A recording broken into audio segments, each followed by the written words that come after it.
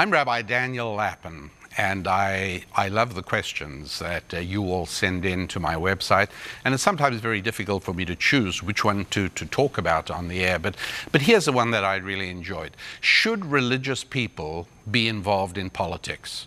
Isn't it better to stay above activities that are so sordid and filled with so much corruption? And this is from Mitch. And Mitch, what I loved about your question is that it's one that I hear so often.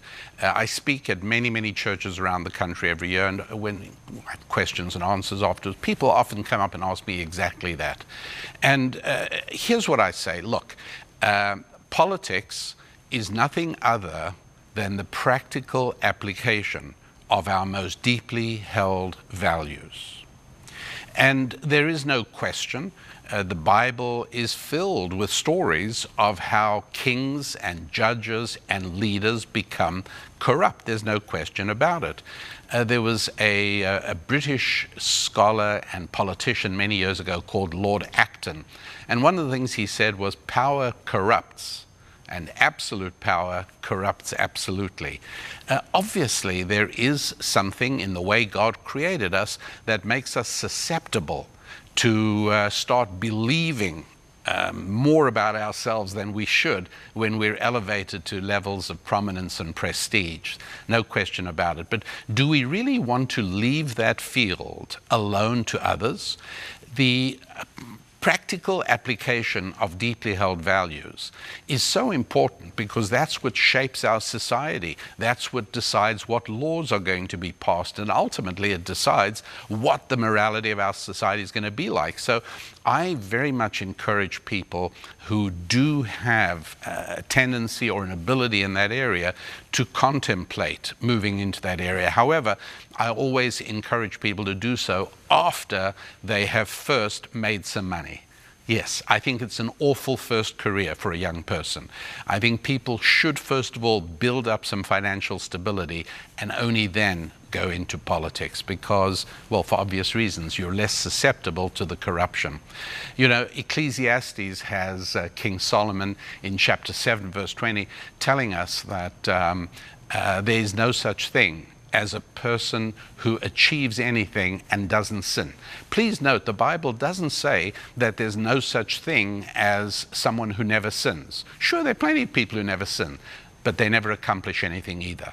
You see, accomplishment is tied in to imperfection. And the fact is, in the world of achievement, if you're out there striving and struggling, you're trying to build, whether it's yourself or your family or your finances, or working for your society and for your country and politics, there are going to be mistakes. There's no question about it. Yes, you will sin, and you will atone for the sin, but you'll also achieve something. It's not possible to achieve anything at all and never sin.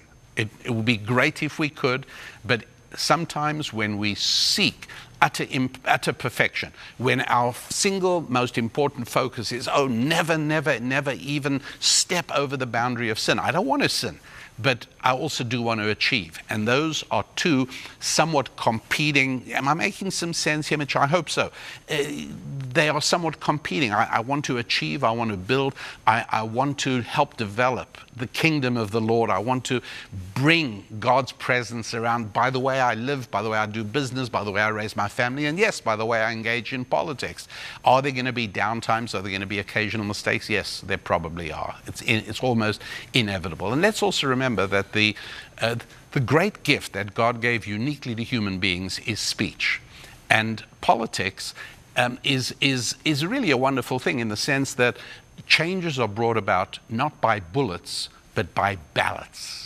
Change is brought about not by people with guns, but by people with voices, people who use their ability to speak. And that's really one of the great gifts. When God breathed the breath of life into Adam in the beginning of Genesis, ancient Jewish wisdom explains that that means not just the ability to breathe, because every animal has that, but what human beings have uniquely is the ability to speak.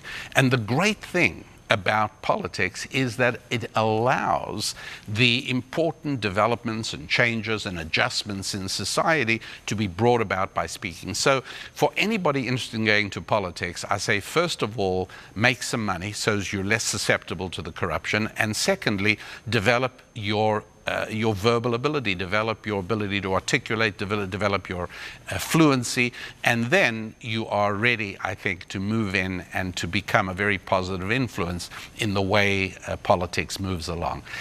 Good luck with that, Mitch. I hope you succeed. I'm Rabbi Daniel Lapp, and thanks for the questions. I wish you good times when it comes to your family, your friendships, your faith, and your finances.